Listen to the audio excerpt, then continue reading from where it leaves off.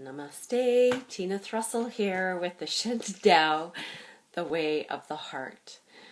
So the last week has been incredibly interesting. I have had probably, the worst head cold I've had in quite a long time. And it's been an interesting journey of observing myself, of being mindful of how I'm being. And ultimately, I've come to the conclusion, with the help of my beautiful husband and partner in the Shin Tao, the Way of the Heart. Thanks, Neil. Resistance is futile. Good morning. Hi, Dan. So the Borg would say, resistance is futile. We will, it was kind of like, we're going to take you over, so don't fight it. And it's kind of been that way with the flu. It's going to take me over, so don't fight it. I tried and tried to fight it, and that simply prolonged the whole process. Here I am a week later, finally breaking down and taking a sudafed so that perhaps I can breathe normally and function normally. Now I'm not so sure. The drugs do tend to slow the brain just a little bit. But I expand this into all kinds of realms of resistance is futile. Resistance causes a sense of fight, and fight is push and struggle is uncomfortable. Embrace the day and remain Abby Normal, Dan says. Yes. Is there any point in struggle? I wonder. We can resist things. For example, I thought, resistance is good. Think about resisting the tendency or the temptation to slip into feeling sorry for myself and, fight against that.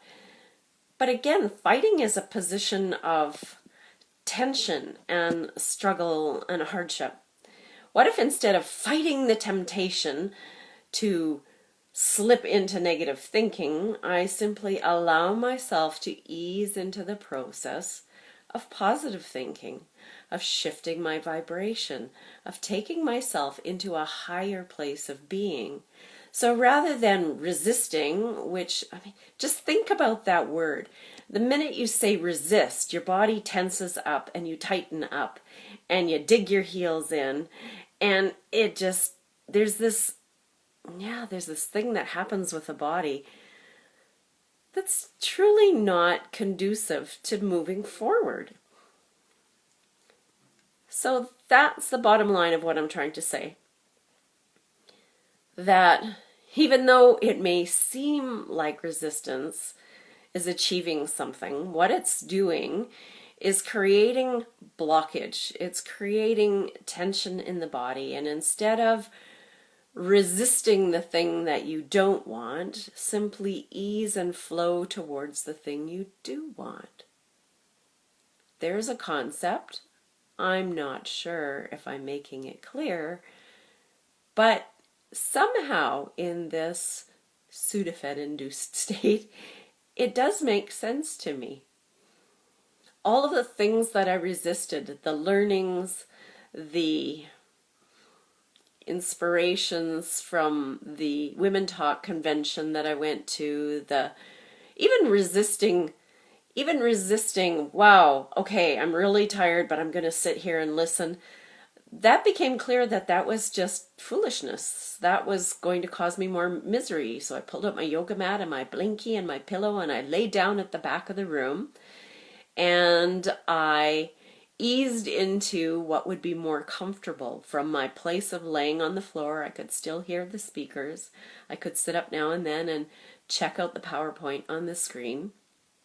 And by the afternoon, by not resisting that need to take care of my body and relax and lay down, I was actually able to sit up for the rest of the afternoon and listen to what was there.